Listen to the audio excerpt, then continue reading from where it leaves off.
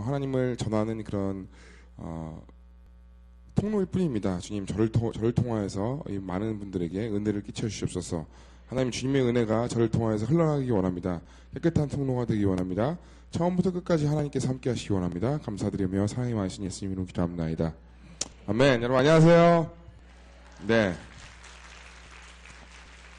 교회 너무 좋습니다. 교회가 너무 깨끗하고 그다음에 또 산 위에 있어서 뭔가 위에서 이렇게 바라보는 느낌이 너무 좋습니다.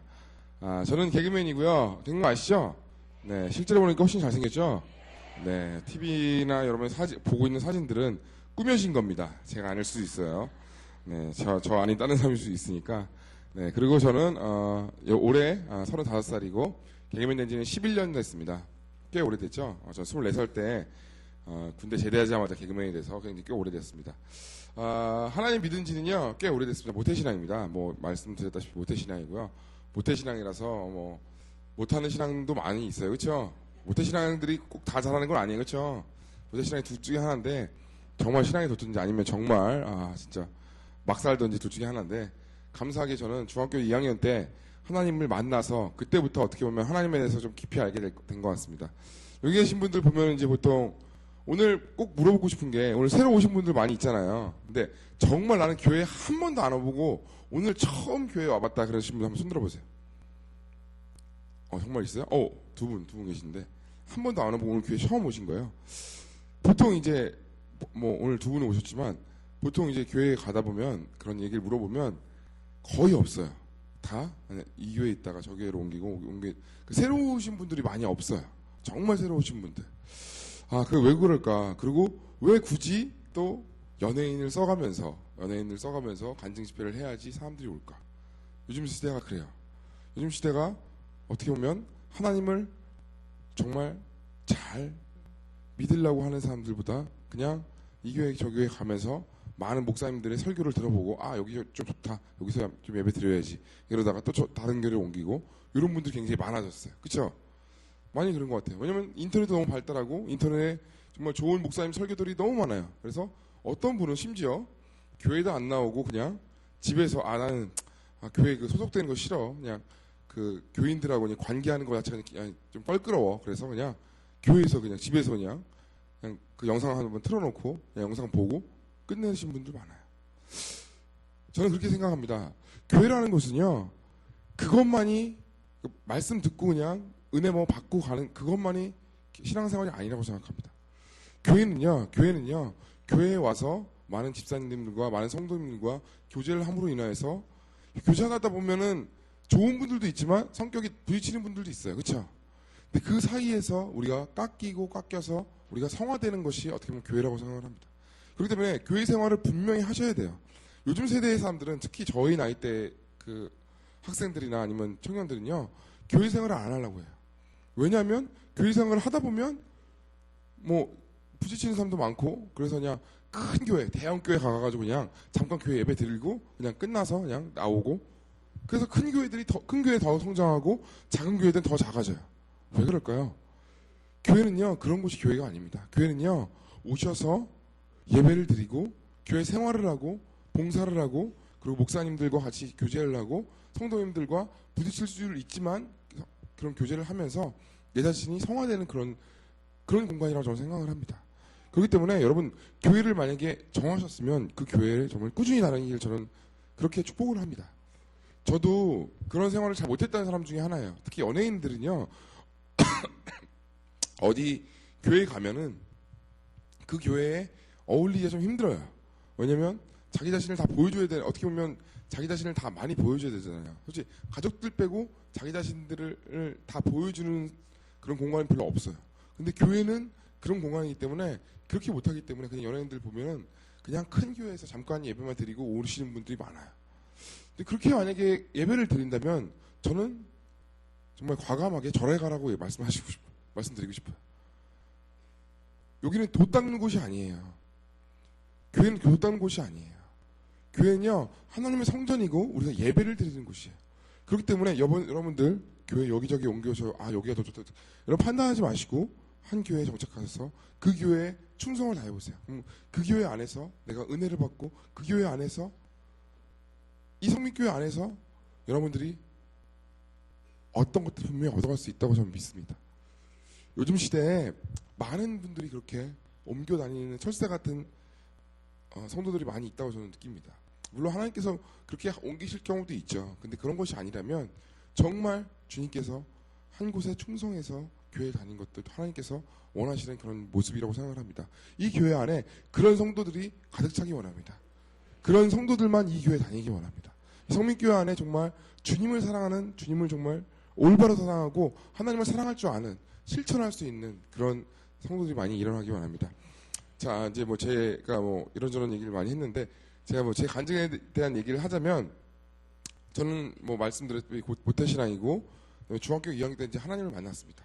중학교 2학년 때 하나님을 딱 만났는데, 그때 당시에 저는 이제 새벽 기도회에서 이제 하나님을 만났는데, 새벽 기도회 가서 막 여러 가지 막 하나님에 대한 체험을 하고 눈물이 나고 콧물이 나고 그러면서 하나님에 대해서 깊이 알게 됐어요.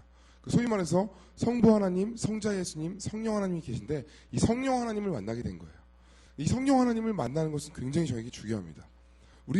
저는 그렇게 생각해요. 성자 예수님은요, 성자 예수님을 통하지 않고는 우리 성부 하나님께 갈 수 없습니다. 그렇죠? 근데 성자 예수님을 우리 알게 할 수 있는 분은 성령 하나님이라고 저는 분명히 있습니다. 우리 성령 하나님을 알지 못하면요, 성자 예수님도 알기가 힘들어요. 그러면 우리 성령님을 알아야 돼요. 근데 중학교 2학년 때 제가 성령님을 만나고 나서 어떤 마음이 생겼냐면, 하나님께서는 정말 살아계시는구나. 정말 살아계셔서 그분은 역사하시는 분이고 나에게 말씀하시는 분이고 나와 함께 호흡하시는 분이구나는 걸 알았어요. 여러분들 그거 아십니까? 그걸 아시는 성도님이 되셔야 돼요. 왜냐하면 성령 하나님께서 우리와 함께 하신다는 걸 모르면 우리의 신앙생활은 너무너무 지루해요. 말씀 듣는 한 시간이 너무나 힘듭니다. 그리고 찬양 부르는 한 시간이 너무 힘들고 교회 예배가 정말 지루해지기 시작해요. 그리고 우리 머리만 발동하기 때문에 목사님들의 말씀을 판단하게 되기 시작하고 우리의 정말 가슴이 하나님을 알아야 되는데 머리만 하나님을 알면 안 되는 겁니다. 근데 그때 하나님을 만나고 나서 제 마음이 어땠냐면 하나님 정말 살아계시구나. 내 눈엔 보이지 않지만 실제로 살아계신 분이기 때문에 이분과 나와 대화할 수 있다는 것에 너무 행복했습니다. 하나님께서는 우리에게 말씀도 하시지만 우리의 말씀을 들으시기도 해요. 우리의 얘기를 들으시기도 해요. 그렇죠? 근데 더욱 중요한 건 우리가 하나님께 드리는 기도는 많이 하는데 하나님의 듣는 기도는 우리가 간과할 때가 많아요. 근데 하나님께서는 목사님의 말씀을 통해서도 그렇고 성경을 통해서도 그렇고 내적인 음성을 통해서도 그렇고 많은 환경을 통해서도 그렇고 하나님께서는 우리에게 말씀하시기 원한다는 것이. 근데 이 말씀하시기 원하는 하나님의 말씀을 우리가 듣고자 하는 것입니다. 근데 그렇지 않아요. 저도 그래요. 근데 그때부터 하나님의 음성을 듣기 시작했어요. 근데 제가 그때 상황이 어땠냐면 저희 아버지하고 어머니가 좀 사이가 안 좋으시고 저희 아버지는 아직도 하나님을 믿지 않으세요. 안 믿으신 분이니까 어떻게 보면 어머니에 대한 탄압도 심했고 아버지가 거의 집에 안 들어오셨어요. 거기 집에는 어머니와 저와 뭐 누나만 있었던 것 같아요. 그렇기 때문에 어떻게 보면 제가 하나님 앞에서 그러니까 아버지와 관계가 안 좋다 보니까 제가 그러니까 이 중학생으로서 하나님 앞에 물어볼 것들이 분명히 있어요. 그렇죠? 그런 것들을 물어볼 사람이 없는 거예요. 그래서 저는 어떻게 생각하냐면 나의 질문들을 하나님께 하는 게 좋겠다. 하나님께 하면 하나님께서 나의 얘기를 들으시겠지라는 생각을 많이 했어요. 그리고 중학교 2학년 때부터 하나님의 음성을 듣고 살았던 것 같아요. 그렇게 그런 시절을 지나고 고등학교 시절을 지났는데 고3 때 저희 아버지와 어머니가 사이가 너무 안 좋으셔서 어머니가 집을 나가셨어요. 집을 나간 상태에서 저도 도저히 이제 마음이 좀 안 좋았어요. 왜냐면 어머니가 집을 나간 상태고 고3이었고 굉장히 좀 예민한 시기인데 또 아버지는 거의 뭐 평소에 이렇게 저랑 이렇게 관계를 많이 하시던 분이 아니니까 아버지 밑에서 공부하는 거 한다는 것 자체가 좀 힘들었어요.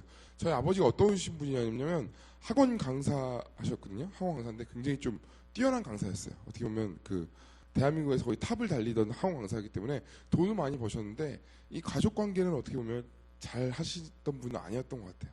그래서 저는 어떻게 보면 우리 아버지보다는 더 가족 관계를 더 중시 여기는 걸 수도 있어요. 그래서 뭐 오늘 이게 사역 오는데도 우리 와이프하고 아기도 데리고 오는 이유가 저는 좀 가족이 먼저 중심이 되는 그런 생활을 먼저 해야 된다는 그런 마음이 있거든요.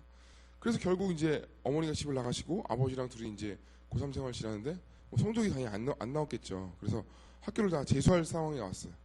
도저히 이제 아버지랑 살기 힘들어서 집을 나와서 어머니랑 같이 살게 됐습니다. 그래서 재수 생활을 해서 지금 뭐 개그맨이랑은 전혀 상관없는 전 명지대학교 세라믹공학과 나왔습니다. 공대 나왔어요. 혹시 뭐 하시는 줄 아세요? 잘 모르시죠? 세라믹공학과가 무슨 뭐 그 반도체나 이런 것들 하는 거예요. 그다음에 뭐 변기 만들고 이런 것도 세라믹이거든요. 그런 거 만드는 데에 저는 갔어요. 그런 데서 그냥 그런 생활을 많이 했던 것 같아요. 그러고 나서 1년 정도 지났는데 도저히 이제 등록금이 너무 비싸니까 학교를 다니기 힘든 그런 상황이 왔어요. 그래서 보통 그러면 이제 군대 많이 가잖아요. 요새도 뭐 경제적으로 어려우면 바로 군대 가라 그래서 군대 들어가기 힘들다고 그렇게 얘기하더라고요. 저도 군대에 갔어요. 군대에 가서 군 생활을 하는데 어쩌면 그때부터 개그맨 쪽으로 제가 끼가 발휘가 되고 개그맨이 될 그런 기초가 닦아졌는지 모르겠어요. 그 하나님이 좀 인도하시라면 저는 느껴요. 저희가 생활을 할 때 모든 것들은 우연히 같지만 우연이 아닙니다. 하나님의 인도하심이 다 있는 것이에요. 아멘? 그래서 군대에 가서 어떤 게 있었냐면 휴가를 나오기 위해서 군인들이 막 정말 최선을 다해요. 뭐 사격을 열심히 하든지 아니면 뭐 군생활 열심히 하든지인데 휴가를 나올 수 있는 방법 한 가지가 뭐냐면 단막극이나 연극 같은 거를 잘해서 1등을 하면 휴가를 나올 수가 있어요. 그래서 저도 그런 것 때문에 그런 것들 많이 했어요. 근데 그 당시 개그 콘서트 막 유명하고 뭐 그랬는데 제가 나와서 그런 것들 할 때마다 군대에서 1등을 하는 거예요. 그래서 우리 사단에서 제가 휴가를 거의 한 40일 정도를 나갔어요. 포상휴가를. 진짜 많이 나갔잖아요. 그리고 막 뭐 우리 대대장도 그렇고 우리 뭐 동기들도 그렇고 야 너 한번 개그맨 시험 한번 봐라. 그럼 개그맨 시험 보면 아마 잘 될 거다. 잘 될 것 같다. 그런 얘기를 하는 거예요. 저도 그냥 그런 생각이 없었지만 그런 얘기를 자꾸 하니까 그럴 수도 있겠다라는 생각을 가졌어요. 그리고 나서 2002년도 9월 27일 날 제가 제대를 했어요. 제대를 하고 나서 보통 이제 그 한 학기 복학하는 시기가 보통 이제 3월 달에 복학을 하잖아요. 한 5개월 정도 시간이 있었어요. 그 시간 동안 뭐를 할까 이렇게 생각을 하다가 일단 등록금을 벌어야겠다. 그래서 등록금을 벌기 위해서 아르바이트를 했어요. 예를 들면 뭐 공사장 막일도 하고 돈 된다는 아르바이트를 다 했어요. 왜냐면 그 돈을 벌어서 등록금을 마련해야 하기 때문에. 왜냐면 어머니랑 저랑 둘이 살기 때문에 아버지랑 어머니랑 이혼을 하신 상태이기 때문에 경제력이 어머니가 거의 없었어요. 그리고 저도 저희 집도 저희 그 둘째 이모네 집 그 윗집에 있는 그 지하가 아니라 뭐 그 다락방 같은 데에서 그냥 얹혀 사는 상태였기 때문에 돈이 없는 상태이기 때문에 제가 벌어서 써야겠다는 그런 생각을 했어요. 그래서 아르바이트를 해서 학교를 딱 들어가려고 준비를 하고 있는데 어느 날 TV를 봤는데 슈퍼보이스 탤런트 선발대회라는 무슨 뭐 성대모사 같은 거 하는 대회가 있는 거예요. 소위 말해서 뭐 요즘으로 치면 슈퍼스타 K 같은 거 그런 약간 그런 대회가 있는 거예요. 이게 뭐지 보니까 성대모사 같은 거 하는 대회예요. 근데 거기서 1등을 하면 상금을 1,000만 원을 준대요. 그럼 1,000만 원이면 그때 당시 이제 등록금 300만 원이었으니까 3학기 등록금이 나오는 거잖아요. 그렇죠? 제가 공부를 열심히 해가지고 장학금 탈세가 없었기 때문에 네. 요거 하면은 이제 3학기 등록금 제가 마련할 수 있겠다. 이런 생각을 했어요. 그래서 야, 여기 한번 나가보자. 그래서 거기 딱 지원을 했어요. 지원을 딱 했는데 우연치 않게 그 대회에서 제가 1등을 했어요. 아니에요. 박수 치지 마세요. 꼭 박수 치지. 제가 잘났다고 박수 받으려고 하는 건 아니고요. 근데 거기에서 1등을 했는데 제가 참 그런 게 제가 시험을 되게 잘 보는 스타일이 아니에요. 왜냐면 대학교도 한번 떨어졌죠. 그 다음에 저는 그 쉽다는 운전면허 시험도 3번 떨어졌어요. 근데 그 대회에서 제가 1등을 한 거예요.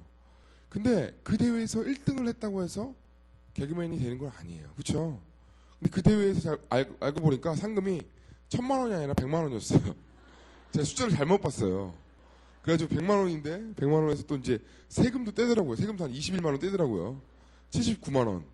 작은 돈은 아니지만 그 돈을 받았어요. 받고 나서 어머니께 드렸어요. 엄마, 이거 제가 처음 번 열매이기 때문에 어머니가 이거를 쓰세요. 이거를 나중에 등록금에 보태 쓰세요. 이렇게 얘기했는데 어머니가 그 돈을 딱 봤더니 우리 어머니가 참 믿음이 좋으신 분이에요. 그래서 이건 너가 처음 받은 열매이기 때문에 하나님께 다 헌금을 해야 된다. 그리고 다 헌금을 했어요. 저한테 물어보지 않고. 믿음이 너무 좋으시죠? 근데 그 저희 믿음인가요? 어머니 믿음인가요? 어머님의 믿음이죠? 그러니까 어머니가 참 믿음이 좋으신 것도 좋은 건 아니에요. 하여튼 다 헌금을 했어요. 왜냐면 그 돈을 다시 벌려면은 또 다시 일을 해야 되잖아요. 알겠다고 그렇게 하고 나서 근데 그 대회에서 제가 한 명을 만나게 되는데 그 사람이 저한테 결정적인 역할을 해요. 성경에 많은 인물들 중에서 다윗도 그렇고 요셉도 그렇고 어떠한 인물들이 하나님께서 그 사람의 인생을 이끌어갈 때 어떠한 인물을 통해서 전환점이 일어나게 돼요. 그렇죠? 다윗도 누구를 통해서 그가 하나님 나라의 왕이 되죠? 사무엘을 통해서 그가 한 나라의 왕이 돼요. 그리고 나단을 통해서 다윗이 올바로 갈 수 있게 하나님께서 그 사람을 세워요. 그렇죠? 그리고 요셉도 술관원장이 그 요셉의 꿈을 해석함을 기억하고 1년 뒤에 바로의 꿈을 해석함으로 인하여서 감옥에 있다가 하나의 총리가 돼요. 그렇죠? 그런 일들이 있어요. 누굴 통해서? 사람을 통해서. 하나님께서 저한테도 아마 그런 사람이었던 것 같아요. 혹시 개그맨 변기수 씨 아세요? 그 형이 그 대회에 나온 거예요. 근데 제가 1등을 했는데 그 형이 2등을 했어요. 근데 그 형이 2등을 하니까 막 너무 억울해하면서 저한테 그런 거예요. 아, 야, 너 같은 얼굴은 개그맨을 해야 돼. 막 그러는 거예요. 나 같은 얼굴이 어떤 얼굴인데, 꼭 개그맨에 꼭 필요한 얼굴이야. 너 같은 얼굴은 개그맨 할 수밖에 없어. 네가 왜 개그맨을 안 하는지 나는 이해를 못하겠다. 막 그러는 거예요. 근데 그 형은 개그맨 시험을 되게 오랫동안 준비하고 계속 떨어졌던 형이에요. 저 딱 보더니 자기가 2등을 했잖아요. 그러니까 야, 너는 무조건 개그맨 시험을 봐야 된다. 형이랑 같이 개그맨 시험을 보자. 막 그러는 거예요. 저는 근데 개그맨을 할 생각이 없었기 때문에 나는 안 해. 왜냐면 나는 개그맨 시험이 될지 안 될지도 모르고 지금도 그렇지만 이 확실하지 않는 거에 제가 그렇게 도전하는 걸 별로 안 좋아해요. 개그맨 시험이라는 게 솔직히 될지 안 될지 모르는 거잖아요. 그리고 되게 굉장히 어렵고 안 된 사람도 많고 한 번에 된 사람도 거의 없어요. 한 10번, 20번 시험 본 사람도 있고 그렇기 때문에 저는 당연히 시험 안 봐야지라는 생각을 했는데 기수 형이 저한테 야, 너 개그맨 시험을 꼭 보자 그렇게 얘기를 하는 거예요. 그래서 제가 안 한다고 하니까 그 형이 하는 얘기가 그러면 이 아마추어 개그 하는 데가 있는데 거기 가서 너가 무대에 올라가면 그 출연료를 준다는 거예요. 출연료를 그때 한 5만 원 정도를 줬어요. 근데 5만 원이면 작은 돈 아니었거든요. 왜냐면 한번 잠깐 출연하고 5만 원을 주니까. 너 이거 어차피 너 그냥 아르바이트 하나 여기 나와서 출연을 하나 너 돈 버는 건 똑같지 않냐. 이게 낫지 않냐. 너 정도 되면 할 수 있다. 저를 막 꼬시는 거예요. 그래서 그래? 한번 가볼까? 갔어요. 그리고 거기서 아마추어 개그 하는 데서 개그를 했어요. 어떻게 보면 저는 개그를 한 번도 해본 적이 없던 사람이에요. 그렇죠? 근데 거기서 트레이닝이 아닌 트레이닝을 하게 된 거예요. 개그라는 거에 대해서. 개그를 계속 하게 된 거예요. 거기서. 아니면 저는 개그맨 시험을 그냥 예를 들면 많은 개그맨 지망생들이 그런 얘기를 많이 물어봐요. 뭐라고 그러냐면 개그맨 되고 싶은데 어떻게 하면 되냐고. 근데 저는 할 말이 별로 없어요. 왜냐면 보통 개그맨이 되고 싶고자 하는 친구들 어떻게 하냐면 지방에 있는 친구들은 어떻게 하냐면 서울로 올라옵니다. 올라와서 대학로나 싼 가격에 무슨 어디 자취방 하나 구하고 거기 안에 무슨 대학로 안에 무슨 여러 가지 극장이 있어요. 그 극장에 들어가서 극장에서 트레이닝을 하다가 같이 마음 맞는 친구랑 시험을 봐요. 그래서 되면 좋은 거고 안 되면 또 다시 또 거기서 극장 생활을 하고 보통 극장 생활을 4년 5년 해요. 보통 그 최효종 같은 친구 아시죠? 최효종. 이 친구도 보통 그 극장 생활을 고2 때부터 했어요. 제가 부터 한 7, 8년 했어요. 그러고 나서 개그맨이 되고 이렇게 잘 된 거예요. 보통 그렇게 하거든요. 근데 저는 그게 아니라 기수형이 거기서 그런 무슨 아마추어 개그 하는 데에 가자 그래서 거기서 하게 된 거예요. 그것도 저의 자의보다는 어떻게 보면 하나님이 그 기수형을 만나게 해서 저를 트레이닝을 시킨 것 같아요. 그래서 거기서 하다가 그럼에도 불구하고 저는 개그맨이 할 생각이 없었어요. 참 웃기죠? 저같이 얼굴은 보통 개그맨이 할 생각을 해야 되는데 그쵸? 해야 되는 얼굴이잖아요. 그죠? 여기도 그런 분들 많이 계신데 네, 많이 계세요 여기도. 근데 전 그 생각이 없었어요. 내가 왜 개그맨을 해야지? 난 별로 할 생각이 없는데. 그리고 제가 못생겼다는 생각 한 번도 안 했고 웃긴 얼굴이라고 생각도 안 했어요. 그렇기 때문에 당연히 저는 개그맨 안 해야 된다는 생각했는데 기수형 때문에 어떻게 보면 거기에 들어가게 됐어요. 근데 거기 있는 PD님들 저한테 너 재능이 있다고 개그맨 좀 보라고 막 그런 얘기 하는 거예요. 그럼에도 불구하고 안 보고 학교를 복학을 했어요. 복학을 하고 학교를 다니고 있었어요. 다니고 있는데 어느 날 어머니가 전화가 딱 오시는 거예요. 전화가 딱 오시더니 저희 어머니를 기도를 해주시는 전사님이 한 분 계셨어요. 전사님이 저를 딱 보더니 저희 집을 기도를 하시다가 제가 개그맨이 됐으면 좋겠다는 마음이 드셨대요. 하나님이 그런 마음을 주셨대요. 저보고 한번 기도를 한번 해보라는 거예요. 엄마가. 보통 그 연예인들 중에서 연예인 된 그런 과정들 보면은 뭐 친구 따라왔다가 뭐 연예인 됐어요. 뭐 이런 경우 있잖아요. 근데 개그맨은 그런 경우가 없어요. 개그맨들은 다 자기가 개그맨이 꿈이었어요. 그래서 보통 개그맨이 되거든요. 개그맨 뭐 친구 따라왔다가 개그맨이 되고 이거 없어요. 근데 저는 별로 개그맨 하고 싶은 생각도 없는데 엄마가 갑자기 기도하더니 우리 전사님이 기도해봤는데 너 개그맨이 될 것 같대. 개그맨 한번 시험 봐봐라. 학교 다 휴학해 그러는 거예요. 너무 웃기잖아요. 여러분 자녀들이라면 개그맨 시험 보라고 그렇게 얘기할까요? 지금 됐으니까 다행인 거지. 안 됐으면 백수예요. 학교 다녀야지. 안 그래요? 학교도 그냥 뭐 아주 나쁘진 않아 그냥 취직할 수 있잖아요. 근데 우리 어머니가 그러신 거예요. 그래서 제가 한번 기도 한번 해보겠다고. 그리고 나서 앞에 있는 교회에 가서 제가 기도를 했습니다. 하나님, 제가 개그맨이 되기 원하십니까? 하나님께 물어봤어요. 하나님께서 저 내적으로 들려주는 음성으로 아들아, 내가 그 길을 열어놨으니 너는 그 길로 가라 라는 마음을 주신 거예요. 근데 저는 그때 하나님께서 저에게 주시는 음성을 확신할 수 있었어요. 제가 그 음성에 확신할 수 있었던 이유는 뭘까요? 그 이유는 한 가지예요. 전 중학교 2학년 때부터 성령님을 체험하고 나서부터 하나님의 음성을 듣고 살았어요. 그래서 저는 학교 가기 전에 항상 길을 걸어가면서 하나님께 많이 묻고 살았어요. 하나님, 오늘 학교에 갑니다. 학교에 가기 전에 저 친구들이랑 어저께 싸워서 기분 안 좋은데 그 친구랑 다시 화해하기 원합니다. 이런 기도도 하고 학교 가기 전에 학교 앞에 있는 그 교회에 가서 1시간 정도 예배를 드리고 항상 학교에 갔던 것 같아요. 그리고 그때 당시에 제가 이제 봤던 책이 뭐냐면 베니인 목사님의 안녕하십니까 성령님이라는 책이 있어요. 지금 뭐 보신 분들 계시겠지만 그 책에 보면 이 목사님이 말더듬이었던 유대인 목사님인데 이분이 성령님을 만나고 나서 아침에 일어나자마자 항상 하는 얘기가 안녕하십니까 성령님 하고 하나님께 인사를 해요. 정말 친구처럼 성령님과 함께하는 그런 모습들을 봤어요. 주님께서 나와 함께 하시는구나 하는 걸 알기 때문에 그때부터 저는 하나님의 음성을 듣고 살았어요.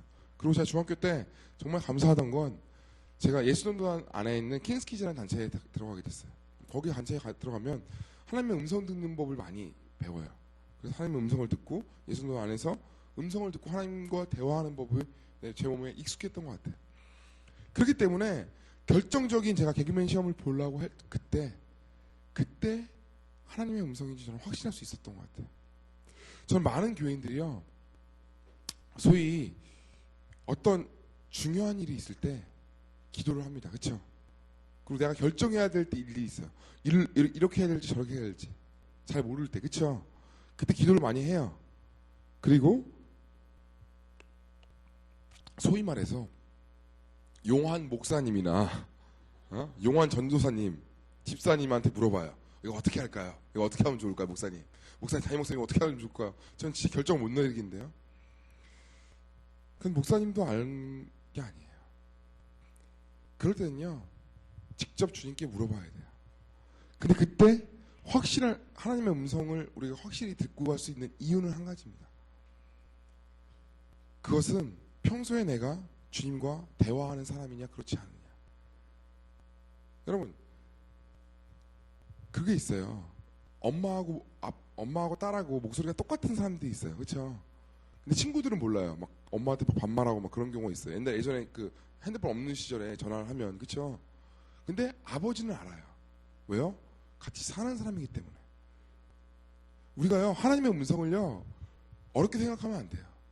하나님의 음성을 매일 듣는 사람은요, 이것이 하나님의 음성인지 하나님의 뜻인지 알 수 있어요. 하지만 365일 안 듣다가 갑자기 중요한 순간에 탁 가가지고 하나님 이거 어떻게 해야 할까요? 당연히 안 들리죠. 이게 하나님의 음성인지 뭐 내 마음속의 소리인지 모르는 것이에요. 우리가요, 주님의 음성을 따라가는 것은 당연한 겁니다. 심지어 성경에도 이렇게 표현을 해요. 주님은 나의 목자고 우리는 그를 따르는 양이라고 그래요. 양의 특징이 뭐예요? 양은 눈이 안 보여요. 눈이 굉장히 어두워요. 양은 귀로만 목자의 음성을 듣고 따라가는 것이 양이에요. 여러분은 양 같아서 주님의 음성을 듣고 있습니까? 여러분 만약에 귀를 닫으신다면 그것은 어떻게 보면 여러분의 신앙생활이 잘못됐다고 생각할 수 있어요. 왜 믿음은 들으면서 난다고 할까요? 우리가 들어야 하나님을 더 믿을 수 있는 것이에요. 근데 우리는 하나님의 음성을 들으려고 하고 목사님의 말씀을 통해서 들으려고 해야 되고 이 말씀을 통해서 들으려고 해야 돼요. 그래야 우리는 올바른 길을 갈 수 있습니다. 그래서 제가 그때 확신할 수 있어서 하나님께서 내가 개그맨이 되기 원하시는구나. 확신하시는구나. 그래서 학교를 다 휴학을 하고 시험을 보러 갔어요. 근데 시험이 딱 일주일밖에 안 남은 거예요. 7일밖에 안 남은 거예요. 제가 근데 말씀드렸죠. 개그맨 시험을 보통 준비하려면 6개월 이상 준비를 합니다. 그리고 팀을 짜서 준비를 하고 심지어 저를 데리고 왔던 변기수는 저를 배신하고 딴 사람이랑 시험 본다 그래요. 원래 그런 사람이에요. 사람을 믿을 게 못 돼요. 저는 지금까지 얘기한 게 사람을 믿을 게 못 돼요. 사람을 믿으면 안 돼요. 아니 자기가 개그맨 시험 보자 그랬는데 그렇고 자기 혼자 시험을 보는 거예요. 딴 사람이랑 시험을 보는 거예요. 저를 잘 못한다고. 저는 시험을 한 번도 안 본 사람이라 노하우가 없다고 생각했나 보죠. 그래서 오케이 좋다. 혼자 시험 보겠다. 일주일 남겨놓고 하나님께 기도를 했어요. 하나님, 제가 개그맨이 되길 원하시면 하나님 저에게 아이디어를 주십시오. 저는 어떻게 시험 보는 줄도 모릅니다. 어떻게 해야 할지도 모릅니다. 근데 교회에서 예배를 드리는데 어떻게 시험을 봐야겠다는 그런 생각이 드는 거예요. 그게 하나님 주신 아이디어 지금은 알겠지만 그때는 뭔지 모르지만요. 생각나는 걸 적었어요. 혼자서 시험 볼 거. 보통 혼자서 시험 잘 안 보거든요. 저는 혼자서 시험 봤어요. KBS 딱 시험 보러 갔는데 그런 얘기가 있어요. 웃긴 얘기로 박주영이 전 시험장 들어가자마자 합격해가지고 합격했다 이런 얘기 있잖아요. 진짜 그럴까요? 제가 과연 못생겨가지고 개그맨 시험에 한 번에 합격했을까요? 여러분 제가 그렇게 못생겼나요? 잘 생각해 보세요. 제가 못생겨가지고 개그맨 시험에 됐다면요. 여러분 잘 생각해 보세요. KBS 개그맨 시험을 보러 오는 친구들은요. 못생긴 애들이요. 전국에서 한 1000명이 몰려옵니다. 과연 그 중에서 제가 제일 못생겼을까요? 아니라는 거죠. 절대 아니에요. 그렇죠? 옥동자는 그 정도 못생긴 것 같아요. 옥동자는 정말 너무 못생겼어요. 진짜로. 지금은 적응이 많이 돼서 그래도 좀 귀엽다 이렇게 얘기를 하지만 정말 너무 못생겼어요. 어떻게 저렇게 생길 수가 있나. 근데 감사한 건 그 사람도 하나님이 만들었다는 거. 네. 아무튼 그렇게 해가지고 개그맨 시험을 딱 보러 갔어요. 근데 정말 여러분 서울대학교 들어가기 힘들죠? 그래서 서울대학교는 1년에 한 1000명 이상 뽑잖아요.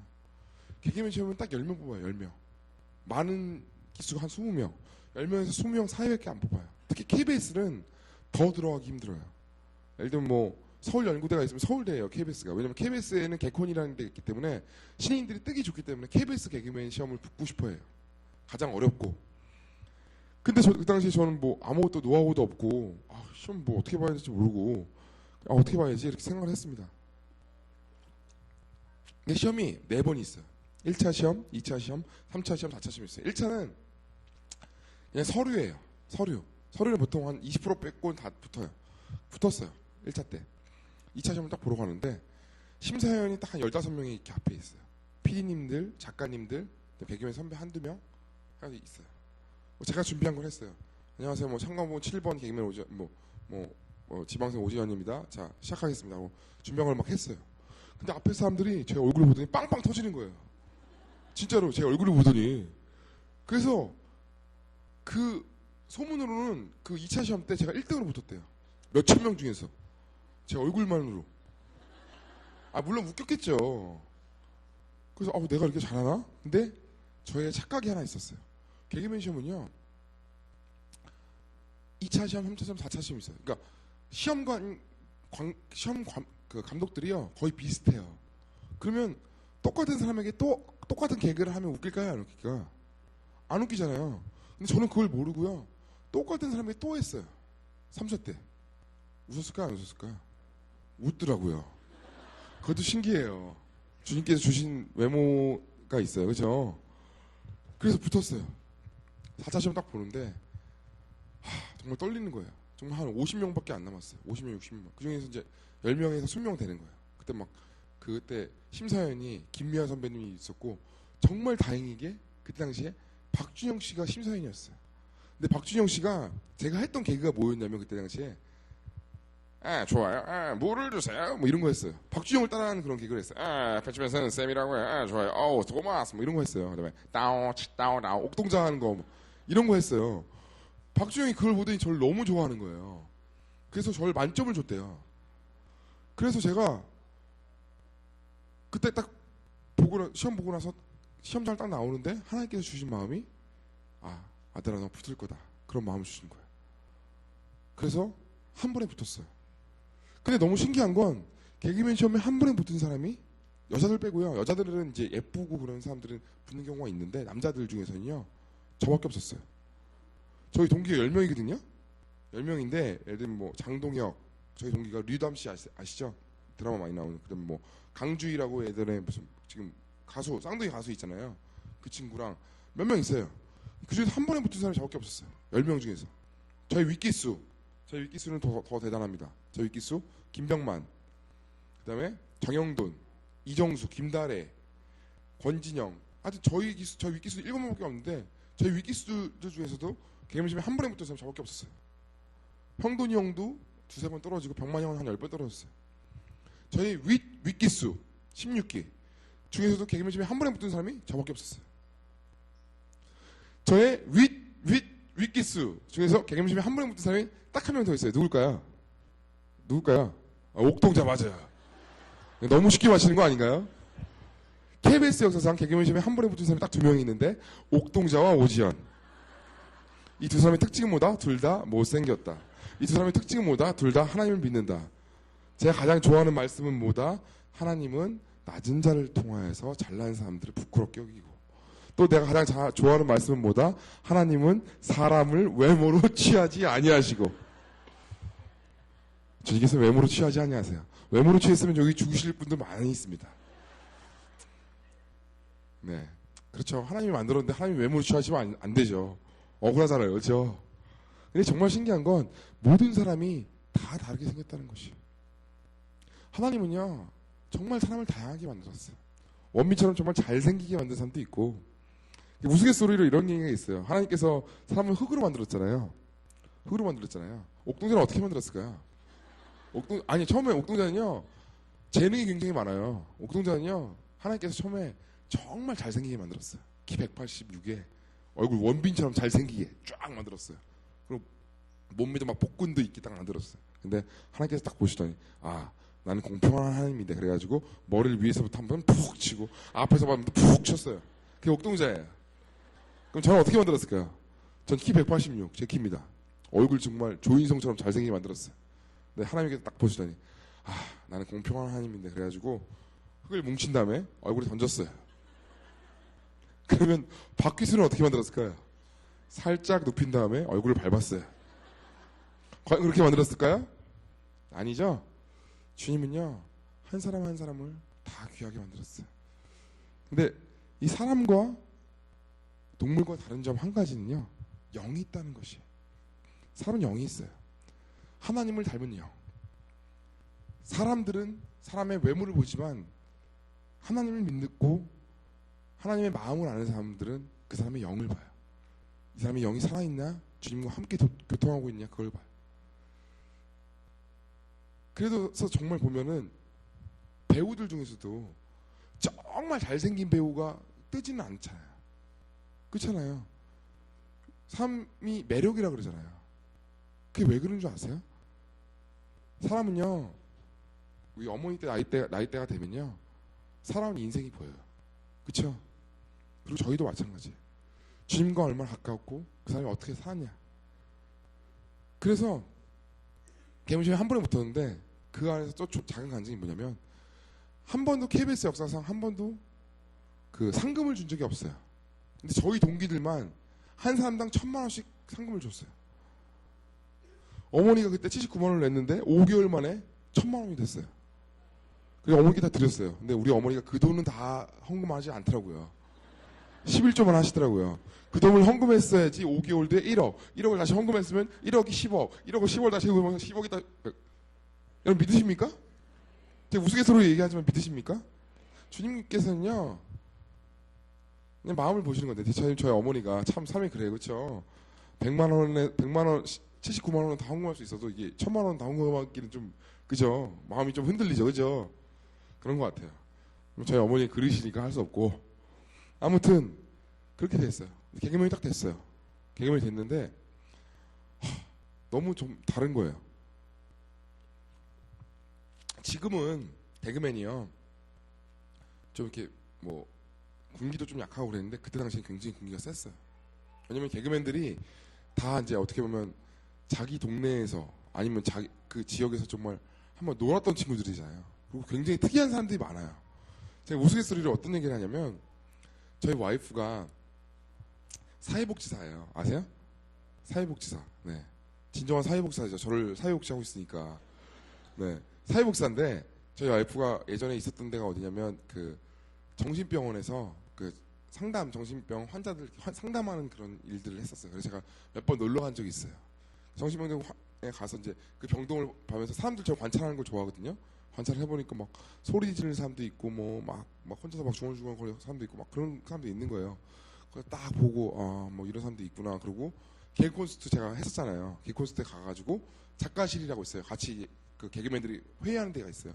거기 가서 딱 보니까 비슷해요. 그 정신병원이랑 비슷해요. 소리 지르는 사람이 있고 막 갑자기 막 이러는 사람도 있고 혼자서 막 중얼중얼 거리는 사람도 있고. 그래서 제가 느꼈어요. 모든 사람들은 정신병이 다 있구나. 그렇죠? 그 사람들이 다 그렇게 특이한 사람들이 많기 때문에 군기가 센 거예요. 개그맨들이. 갔는데 저는 연기를 너무 못해요. 왜냐면 전 연기를 배운 적이 없기 때문에 선배들이 저를 쓰지를 않는 거예요. 근데 여러분 그거 아세요? 여러분들이 모르시는 개그맨들이 쉬고 있는 개그맨들 굉장히 많아요. 저도 갑자기 들어왔는데 아무도 저를 안 써주는 거예요. 어떡하지? 그래서 한 10개월 동안 저는 개콘에 한 번도 못 나갔어요. 왜냐면 저는 개그를 짤지도 모르고 아무도 안 써주기 때문에. 너무 힘든 거예요. 솔직히 방송에 나와야 개그맨이지 방송에 안 나오면 개그맨이 아니잖아요. 그래서 저는 때려칠 생각도 했어요. 1년 정도 해보다가 안 되면 그냥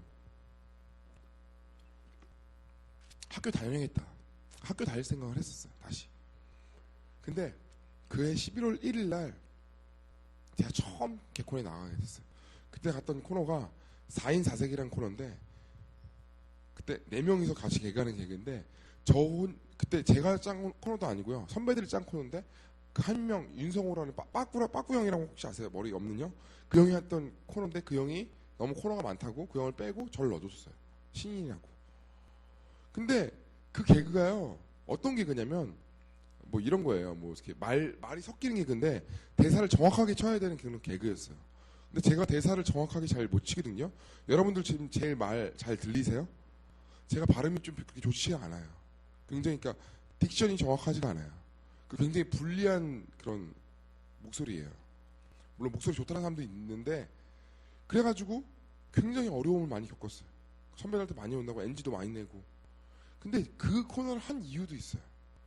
제가 그 코너를 함으로 인하여서 굉장히 발전을 많이 했어요. 저는요 보통은 연기를 배우고 나서 개그맨이 되는데 저는요 개콘을 하면서 연기를 배웠어요.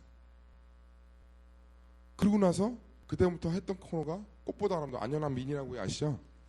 그거. 근데 그 코너로 제가 소위 말해 떴는데 그 코너도요 대사가 많은 개그가 아니에요. 대사가 정말 짧아요. 안녕 난 민이라고 해요. 뭐뭐뭐뭐 대사가 한 2마디 3마디밖에 없어요. 그랬기 때문에 제가 할 수 있는 개그였어요. 근데 그 개그 안에서 제가 뜰 수 있었던 거예요. 저 정말 하나님께 감사한 게 제가 만약 그 개그가 아니었으면 막 다른 사람 박주영처럼 막 말 많이 하고 이런 거 잘 못하거든요. 제가 할 수 있는 것만큼만 딱 하게 하시는 거예요. 제가 그게 아니면 저 어떻게 소위 말해서 뜰 수 있을까요? 근데 하나님께 그렇게 그런 코너를 해서 저 3년 6개월 동안 개콘을 한 주도 안 쉬고 했어요. 정말 감사하죠. 근데 그런 이유도요. 제가 만약에 3년 6개월 동안 개콘을 한 주도 안 쉬고 하지 않았다면 아마 저는 개그맨을 포기했을 수도 있어요. 왜냐면 제가 개그맨을 하고자 하는 게 아니라 하나님께서 시켜주셨기 때문에. 근데 3년 6개월이 지나고 나서는 빼도 박도 못하잖아요. 너무 이제 소위 말해 떴고 이제 사람들이 또 많이 알아보고 그러기 때문에. 그래서 했는데 제가 신앙에 좀 문제가 생기기 시작했어요. 개그맨이 딱 됐는데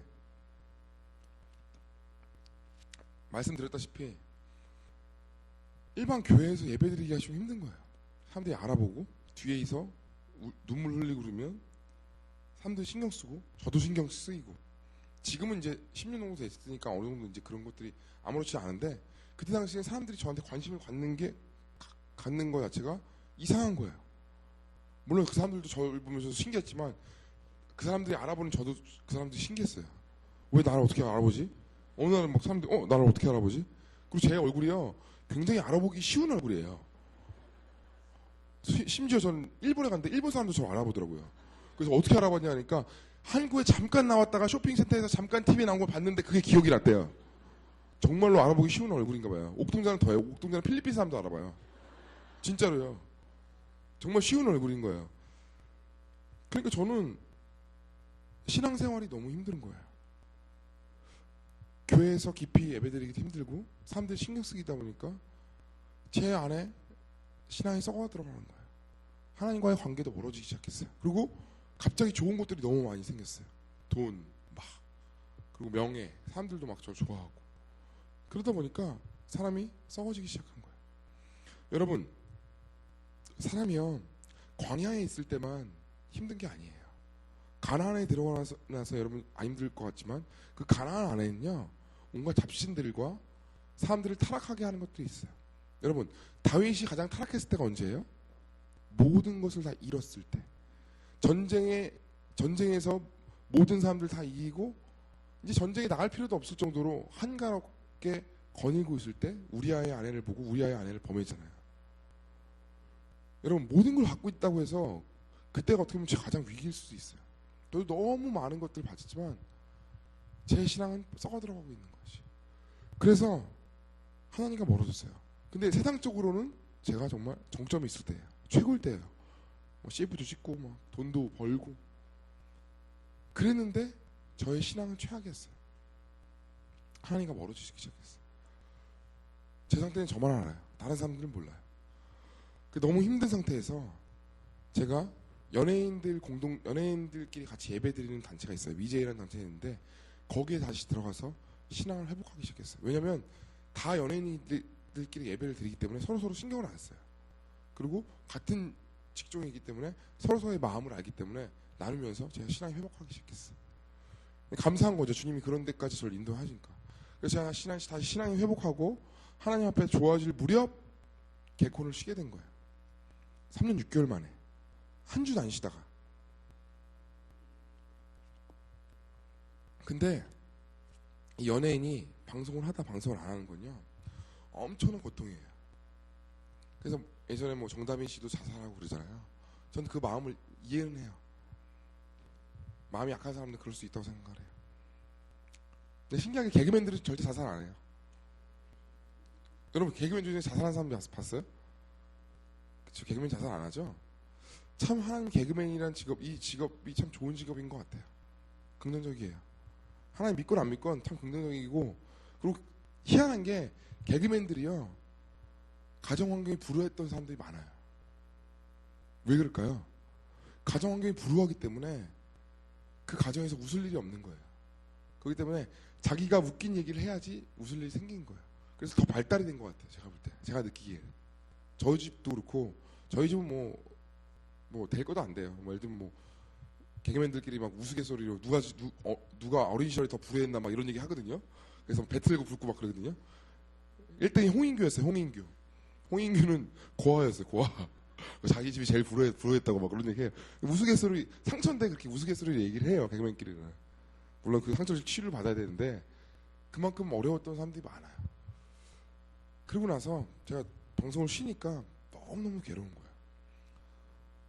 하나님께 원망을 했어요. 하나님, 제가 개그맨 되고 싶다고 얘기했습니까? 그것도 아닌데 하나님께서 개그맨 시켜주고 했는데 왜 방송을 쉽게 만드십니까? 그러니까 어떻게 보면 원망 아닌 건 원망을 한 거죠, 하나님한테. 그래서 제가 너무 이제 괴로우니까 방송을 쉬면요 저는 괜찮은데 주위 사람들이 저를 너무 힘들게 해요.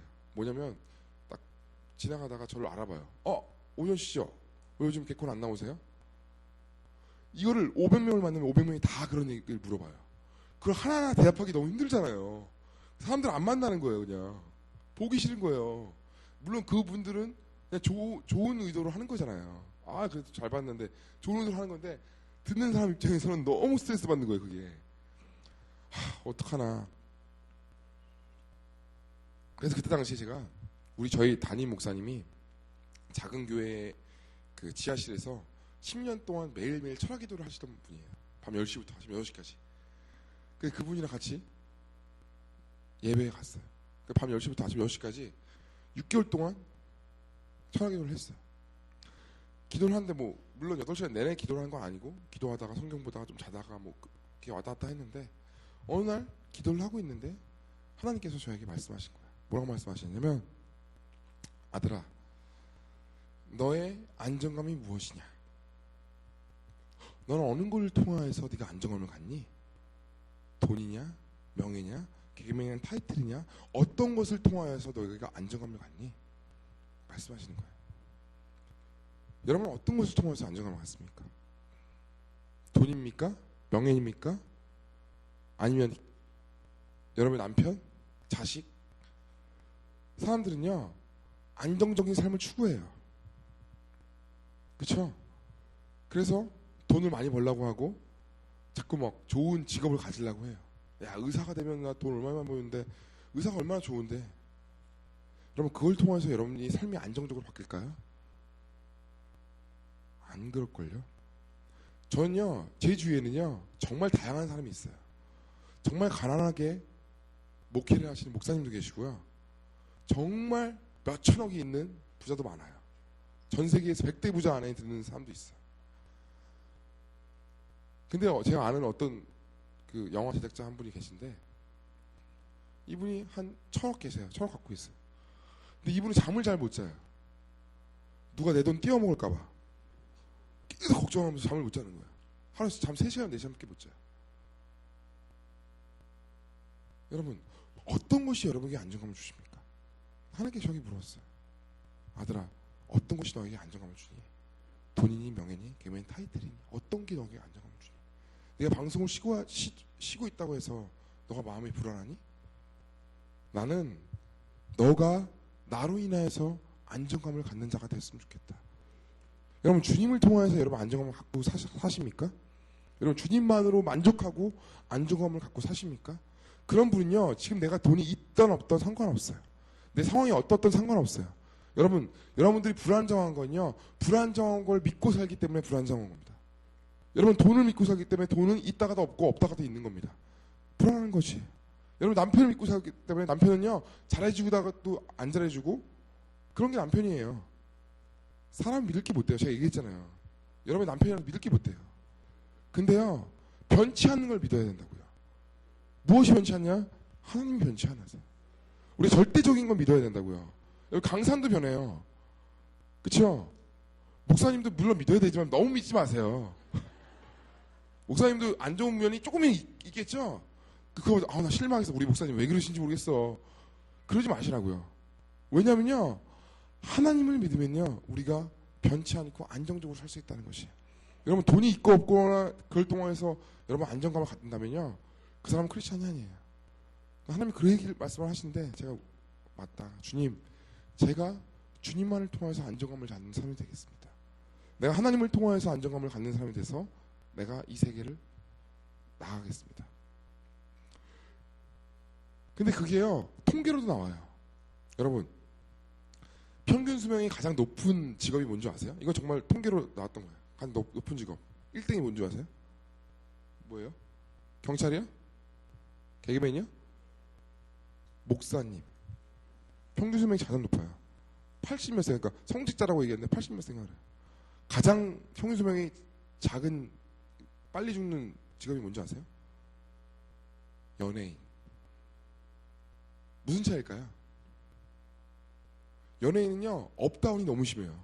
잘 될 땐 너무 잘 되는데 갑자기 안 될 땐 꼬꾸라지는 게 연예인이에요. 직업의 특성상. 근데 목사님은 그냥 주장창 하나님만 믿고 사는 거예요. 아 주여 주님의 뜻이지 뭐 주님 주여 가면 망해도 주님께 주님의 뜻이지. 주구장창 하나님 안 돼도 주님 뜻, 잘 돼도 주님 뜻, 성도 2명 있어도 주님 뜻, 안 돼도 주님 뜻. 그렇잖아요. 저는 오래 사는 목사님들이 영적이라고 좀 믿어요. 진짜요. 아마 우리 목사님이 제가 볼 때 100살 넘으실 것 같아요. 100살 넘으실 것 같아요. 왜냐면 우리가요 걱정, 근심이 있으면 스트레스로 인해서 우리가 빨리 죽는 거지. 여러분 하나님을 믿고 사세요. 전 여러분이 장수할 수 있다고 분명히 믿습니다. 주님을 믿으세요. 돈이 있고 없고 무슨 상관입니까? 하나님이 나의. 우리는 죽음에 대한 걱정이 없어요. 죽으려면 어디 가요? 천국 가요. 그렇죠? 죽음에 대한 걱정이 있으니까 걱정하다가도 죽어가지고 결국 천도 못 가요. 불쌍하잖아요. 그래서요, 제가 그때 다시 회복을 하고 6개월 만에 다시 개콘에 복귀를 했어요. 개콘을 열심히 하고 있었어요. 그때는 이제 그 마음이 어느 정도 다듬어지고, 아, 이제는 뭐 내 방송을 하나도 안 하던 하나님이 가는 길만 따라가야겠다. 그리고 개콘을 열심히 하고 있는데 박준영하고 옥동자가 MBC로 넘어간 거예요. 방송국을 옮긴 거예요. 저는 오라는 얘기 안 했어요. MBC에서 박준영, 옥동자를 그러니까 예를 들면 뭐라 그러죠? FA처럼 데리고 간 거예요. 많은 돈을 주고.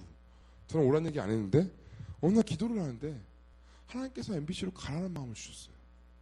아, 진짜 가야 되나? 근데 MBC로 가라 그런 마음을 주신 거예요. 근데 마음에 너무 어려움이 있었지만 하나님께서 가라는 마음을 주셔서 가야겠다. 왜냐면 나는 목자는 양의 음성을 따라간 거기 때문에 갔어요. 가서 정말 잘 될 줄 알았어요. 와, 하나님의 뜻대로 갔으니까 막 엄청 성공하겠지. 웬걸 방송이 안 살아요. 정말 개그는 더 열심히 했어요. MBC 있을 때, 개그에 있을 때 훨씬 열심히 했어요. 개그도 웃겼어요. 뭐 젊은 사람들은 아시는 분들은 아셔요. 뭐 카톡 공유 3위 해가지고 오지원 발차기 동영상이라고 있어요. 그것도 MBC에서 했던 개그예요. 그러면 그만큼 열심히 했는데 방송이 안 사는 거예요. 저 너무 실망을 했어요. 하나님, 제가 주님의 뜻 따라 이렇게 가고 주님의 음성 따라 이렇게 가는 사람인데 왜 안 됩니까? 왜 인생이 잘 풀리지 않는 겁니까? 근데 어느 날 주님께서 어느 목사님 통해서 저에게 말씀하셨어요. 그때 했던 말씀이 뭐냐면 시편 27편 4절. 제가 한번 읽어드릴게요. 내가 여호와께 원하였던 한 가지 일 그것을 구하리니 곧 내가 내 평생에 여호와의 집에 살면서 여호와의 아름다움을 바라보며 그의 성전에서 사모하는 그것이라. 아멘. 다윗의 시 중에 하나예요. 내가 여호와께 원하였던 한 가지 일. 한 가지 일이 영어로 하면 원띵이에요. 내가 주님께 원하였던 것이 한 가지가 있는데 그것은 여호와의 성전에 살면서 여호와의 전에서 주님을 바라보는 것, 그거 하나입니다. 라고 다윗이 고백을 해요. 근데 이게 정말 놀라운 고백이에요. 다윗은 어떤 사람이었나요? 다윗의 본질. 다윗은 왕이기도 했고요. 그 다음에 목동이기도 했고요. 압살롬에게 쫓김당하던 도망자이기도 했어요. 이때 시대 배경은 압살롬한테 쫓김당하던 사람이에요. 근데 다윗이 여호와께 하나님한테 약간 정말 읊조리듯이 뭐라 하냐면 내가 주님께 원한 건 한 가지밖에 없습니다. 그냥 주님의 성전에서 주님을 예배하는 것만 있으면 됩니다. 다른 거 하나도 필요 없습니다. 다윗은요, 전쟁을 많이 했던 왕 중에 하나예요. 전쟁을 하고 나서 자신의 성에 다가오서 그 앞쪽에 자신의 성막을 하나, 다윗의 성막을 하나 지어놓고 24시간 레위인들을 돌려서 예배를 드렸어요. 그리고 시간이 날 때마다 거기 가서 하나님의 성전에서 앉아 있었어요. 예배를 드렸어요. 아멘. 여러분, 그러면서 이 말씀을 어느 목사님 통해서 저에게 주시면서 뭐라고 말씀하시냐면, 아들아, 내가 너를 KBS에 있게 개그맨이 되게 했고, 개그맨이 되고 나서 KBS에 있으면서 MBC로 옮겼고, 왜 그런 줄 아느냐? 하나님 저는 잘 모르겠습니다. 그 이유는 단 한 가지다. 네가 어느 자리에 있든지 하나님을 예배하는 사람은 돼.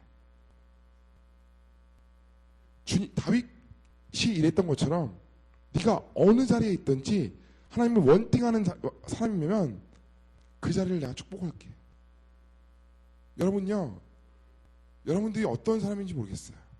한날에 뭐 와이프일 수도 있고 남편일 수도 있고 뭐 직업이 어떤 건지 모르지만 하나님께서 원하시는 건요, 너희가 나를 예배해라. 네가 나를 원팅하는 사람이면 내가 그 자리를 축복하겠다고 말씀하시는 것이. 아멘. 주님께서는요, 여러분에게 원하는 것은 물론 다른 것도 많이 있지만요, 너의 하나님 여호와를 사랑하라가 1계명이에요. 그 다음에 내 이웃을 내 몸과 같이 사랑하라가 2계명이에요. 첫 번째는 뭐라고요? 하나님을 사랑하라. 우리가 만들어진 이유가 뭘까요? 만들어진 이유는 한 가지예요. 그 이유는요, 주님을 예배하기 위해서. 근데 우리가 그것을 놓치고 다른 것을 먼저 한다면요, 우리는 다른 종교랑 다를 것이 없어요. 다른 종교랑 다를 것이 없다고요. 주님을 예배하는 것을 우리가 놓치고 있다면요, 하나님이 아담을 처음 만들었어요. 왜 만들었을까요? 아담과 교제하기 위해서. 우리를 만든 이유가 뭘까요? 첫 번째 이유, 우리와 함께 교제하기 위해서. 주님을 예배하는 것을 즐겨하고 일주일에 한 번 교회 와서 예배드리는 것뿐만 아니라 우리가 어느 성전에 있든지 그곳에서 예배하는 것을 즐기는 사람이 되어야 된다고 저는 믿어요. 그것이 먼저 돼야 하는 것이 크리스찬의 기본 자세라고 저는 믿어요. 여러분, 주님과 함께 걸어가고 계십니까? 주님과 동행하고 계십니까? 그렇다면 예배하세요. 근데 이 말씀이요, 여기만 나오는 것이 아니에요. 우리가 잘 아는 마르다와 마리아에 대한 말씀에도 똑같이 나와요. 그들이 길갈, 누가복음 10장 38절입니다. 그들이 길갈 때 예수께서 한 마을에 들어가심에 마르다 이름한 여자가 자기 집으로 영접하더라. 그에게 마리아라는 동생이 있어 주의 발치에 앉아 그의 말씀을 듣더니 마르다는 준비한 일이 많아 마음이 분주한지라. 예수께 나아가 이르되 주여, 내 동생이 나 혼자 일하기에 두는 것을 생각지 아니하시냐니까 그를 명하사 나를 도와주라 하소서. 주께서 대답하여 이르시되 마르다야 마르다야, 내가 많은 일로 염려하고 금심하나 몇 가지만 하든지 혹은 한 가지만이라도 족하니라. 마리아는 이 좋은 편을 택하였으니 빼앗기지 아니하리라. 혹은 한 가지, 이 한 가지도 원띵이에요. 마리아는 이 원띵을 했던 것이에요. 물론 마르다가 잘못됐다는 건 아니에요. 물론 우리도 많은 일들을 해야 돼요. 근데 먼저 우선된 것, 먼저 하나님을 예배하는 것, 예수님의 말씀을 듣고자 하고 그것을 빼앗기지 않은 마리아의 마음을 우리가 알아야 된다는 것이에요. 여러분, 그 마음을 빼앗기면요, 우리는 흔들릴 수밖에 없어요. 저는 그 마음을 여러분이 뺏기지 않는 그런 교인들이 됐으면 좋겠습니다. 저도요, 제가 개그맨으로서, 물론 개그맨으로서 성공하는 것도 중요하죠. 하나님께 개그 만들어주신 이유도 있죠. 근데 그 전에 하나님을 예배하는 예배자가 저의 본질이라는 것이죠. 여러분들은 어떤 사람이에요? 여러분들은 예배자예요. 아멘? 여러분, 예수님을 따랐던 많은 사람들이 있었어요. 수많은 무리가 있었고, 12제자가 있었고, 12제자 안에서도 하나님의 애제자가 있었어요. 애제자는 왜 애제자일까요? 다른 거 없어요. 예수님과 늘 함께 하려고 노력했던 사람들. 그래서 요한계시록에 예수님께서 돌아가시고 나서 다시 하늘로 올라가고 나서 다시 오시다고 얘기하고 나서부터 요한계시록에 요한이 마지막에 고백했던 게 아멘 주 예수에 오셔셨어. 마지막에. 왜요? 예수님이 너무 보고 싶은 거예요. 예수님 그 자체가 너무 보고 싶은 거예요. 그것이 우리 본질이라는 것이. 여러분, 주님이 보고 싶습니까? 우리가 교회에 오면요, 단 한 가지예요. 뭘 원해서 오는 것도 있는데요, 예수님이 보고 싶어서 와야 된다는 것이. 저는 그런 크리스찬이 되기 원합니다. 그리고 지금도 그렇게 가고 있어요. 주님이 보고 싶어서 교회에 나오는 여러분 됐으면 좋겠습니다. 하나님과 함께하기 위해서 교회에 나오는 여러분 됐으면 좋겠습니다.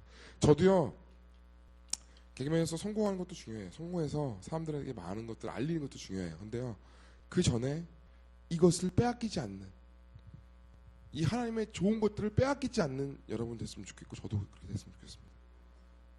여러분, 빼앗기지 마세요.